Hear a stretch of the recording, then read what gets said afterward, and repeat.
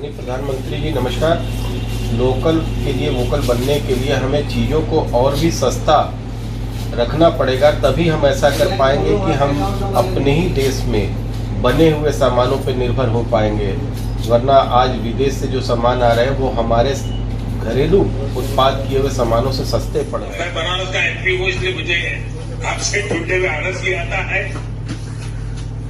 अब वो चालू में हो चुका है। अब नॉर्थ ईस्ट में भी वाटर बेल्ट बढ़ाया जा रहा है। इन वाटर बेल्ट से पीपल का फायदा है, क्योंकि इससे लॉजिस्टिक्स का खर्च कम होता है। इन वाटर बेल्ट से प्लैनेट का भी फायदा है, क्योंकि इससे ईंधन कम जलता है। और हमें ये भी नहीं भूलना चाहिए कि पेट्रोल डीजल के इंपोर्ट को कम करेगा, रोड पर ट्रैफिक कम करेगा, सामान सस्ते में पहुंचाएगा, सामान सस्ता मिलेगा, शॉर्टेज रूट से जल्दी पहुंचेगा। खरीदने वाले और बेचने वाले दोनों को इसमें प्रॉफिट ही प्रॉफिट है। यानी पीपल भी है, प्लेनेट भी है, प्रॉफिट भी है। साथियों, भारत में एक और अभियान अभी चल रहा है, देश को सिंगल यूज प्लास्टिक से मुक्त करना। To the fullest.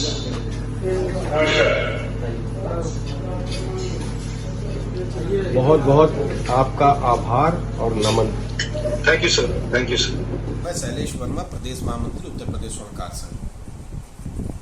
हाँ सर, आज किन किन विषयों पे चर्चा हुई मोदी जी से, और आपको कैसे इस घड़ी में इस समय आपने मोदी जी से बात किया, तो कैसा लगा कि हमारे काशी, हमारे बनारस के लिए कितना कारगर साबित हुआ?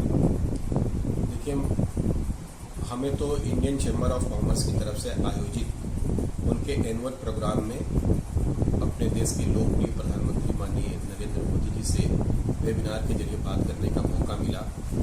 और हमने जितना खुशी और जितनी प्रसन्नता मुझे हो रही थी बात करने में, उससे भी ज़्यादा हमारे माननीय प्रधानमंत्री जी को बड़ी खुशी हो रही थी कि उनके संसदीय क्षेत्र से कोई इस वेबिनार में आया हुआ है। और उन्होंने बताया भी हमें कि आत्मनिर्भर कैसे बनना है, कैसे हमें विदेशी सामानों का बहिष्कार करना है, कैसे हमारी आदतें छूटेंगी, कैसे हमें सस्ता सामान मिलेगा।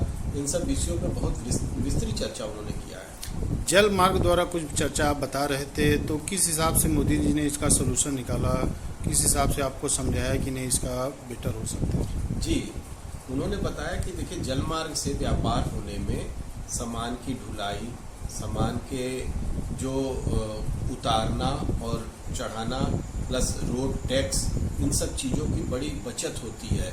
बहुत कम लागत में आपके सामान आपके शहर तक पहुंच जाएंगे। तो इससे आपको सामानों के कंपटीशन में जो उनके रेट होते हैं, उनके कंपटीशन में बड़ा आराम आएगा। बहुत कम सस्ते दरों पे आपको सामान मिलेगी। उन्होंने एक उदाहरण भी दिया कि जैसे पहले एलईडी बल्ब 350 प्लस में मिलता था हम लोग को, जब उसको घरेलू लोग उत्पादन करना ज़्यादा से ज़्यादा शुरू किए, आज 50 रुपये में मिल रहा है बल्ब। और किन किन विषयों पर चर्चा हुई, और क्या कहा मोदी जी ने बनारस की जनता के लिए, क्योंकि आज भी बनारस की जनता मोदी जी की एक आवाज़ सुनने के लिए बेचैन रहती है, और आपने तो वो आवाज़ क्या बाई फेस बात किया है आपने। जी, माननीय प्रधानमंत्री जी हमारे काशी की जनता को बहुत ही प्यार करते हैं। वो तो पूरे देश के लोगों को प्यार करते हैं। और उन्होंने बड़ा ही अच्छे ढंग से कहा कि हम काशी वासियों से बात करते हैं तो बहुत एक अनुभूति होती है अच्छी। और उनका मेन कहने का उद्देश्य था कि हम पूरे देशवासी आत्मनिर्भर बनना शुरू करें और स्वदेशी को अपनाएं। हम ज़्यादा से ज़्यादा प्रोडक्शन करें। उन्होंने कहा कि लघु उद्यमियों के लिए सरकार डायरेक्ट उनका माल परचेज करने को तैयार है। कह रहे पहले पूर्व में लोगों को मंत्रालयों में सामान बेचने के लिए सोचना पड़ता था कि हम किसके जरिए पहुंचेंगे, कैसे पहुंचेंगे। एक्सपोर्ट करना अगर हो तो उनके लिए बहुत बड़ी बात होती थी। एक्सपोर्टर को देख करके आदमी सोचता था कि बहुत बड़े आदमी। लेकिन अब छोटे छोटे पूंजीपति को भी उन्होंने कहा कि आपको सरकार बहुत सारी सहूलियत देगी, आप एक्सपोर्ट भी कर सकते हैं, आप डायरेक्ट मंत्रालय से बात करके उसकी बिक्री कर सकते हैं।